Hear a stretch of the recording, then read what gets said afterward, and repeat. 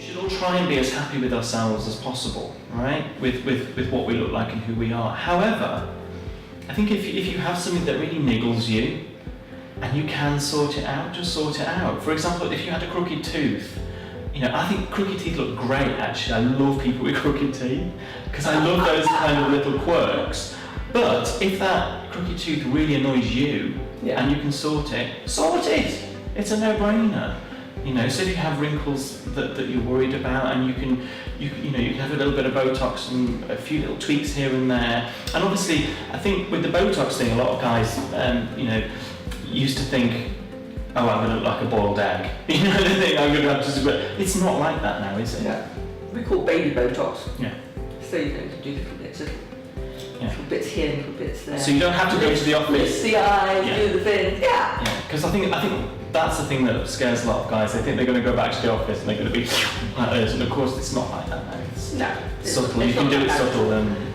Yeah, no, it's true. I mean, in the olden days when men were coming in, they were coming in a lot for maybe folliculitis on the neck, where the shirts would rub, with the ties. Yes. Nowadays, men are wearing more open shirts, so again, it's again the grooming of the neck, and chest hair, and whatever else. So it's like the same thing is changing slightly.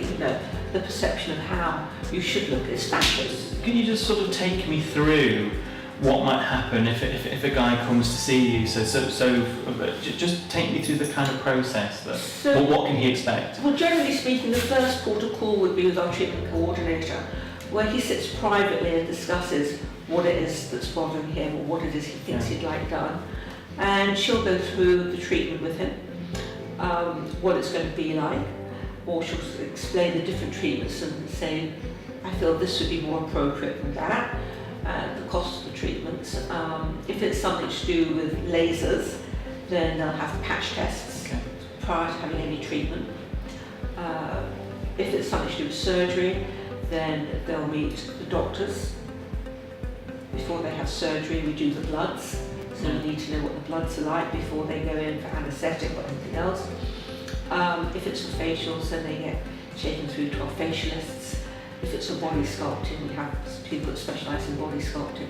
So it depends what they're doing. So first port of call with the treatment coordinator, talking through the treatments, the treatment plan, what kind of course they're going to need for the treatments they want done, the areas they want done, and then passing through to the specialist who will be doing the treatments. But that's all really quite reassuring, isn't it? Because it's sort of patient care from beginning to end. And then they come back and they'll see a treatment coordinator. If they've got any queries or something's not happy, there'll be follow-ups trying to make sure that they're happy with the treatments and it's all going smoothly and the way they want it. And their perception is sometimes people have a perception of what's going to happen, and their perception of what really happens is quite different. So we try to actually bring that together. So obviously, a lot of younger guys probably have it because they want to be selfie ready, they want to look great. What about slightly older guys? Do you think there is an increasing pressure for slightly older guys to look good? Maybe because they're getting pressure in the workplace and they want to keep up. With younger guys, they want to look vital and alive and dynamic. Is that a factor? It is. It really is a factor. So the slightly older guy that comes in really is seeing within their own work environment, the younger guys are coming up and they have to maintain their look. Even slightly grey hair is fabulous, but the face needs to be looking really good. So I was talking about my girlfriend's husband who had the lift. And he looked fabulous at the end of it. So all that can be accomplished really easily. And then we have the guys that are coming in who are the real Casanovas. And they want to stay looking like the Casanova. Their face is their calling card. Yes, exactly. And then their body, they're working out a lot more in the gym. So they've got that kind of nice build to them. But again, they might need a little tweak here or there. So they may come in for a little bit of surgery, might be like a muffin top or just, little bits they can't get rid of. So, but within the male grooming industry, what do you think is coming out? What do you think is what men are going to be looking for next?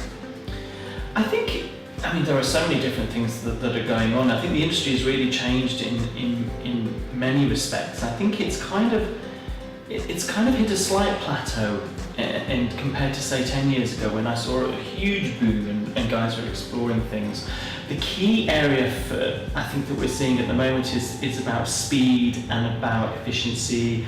People want things that are fast acting, work, and fit into their routines in a simple way. So for example, in terms of grooming products, they don't want to be faffing around in the morning with lots of different things. They want multifunctionalism. They also, I suppose, want a good base to be going on with. So, for example, if I was looking after my skin and I was an older guy, I might consider a little bit of Botox or fillers or whatever to kind of, you know, get that look, and then obviously maintain it with creams and whatever the best I can. The manscaping thing is still huge. I mean, it's the one question I get asked most about is body hair removal. And that's an interesting trend because I almost thought it would have just sort of been and gone, but it isn't. It keeps on going on and on and on.